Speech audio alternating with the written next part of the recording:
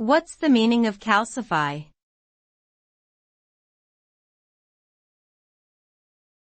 Calcify.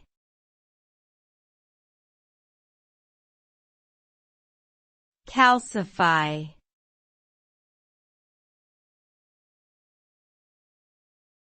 Calcify.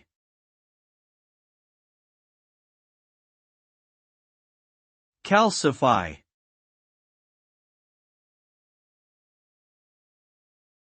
Calcify refers to the process of depositing calcium in the body tissues, which can lead to hardening or stiffening of those tissues.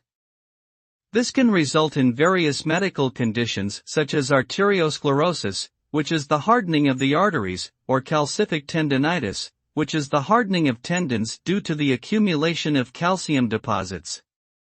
When tissues calcify, they lose their normal function and flexibility, becoming less responsive to physical stresses.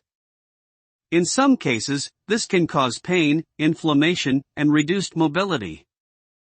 Treatment may involve medication, surgery, or lifestyle changes, depending on the underlying cause and severity of the condition.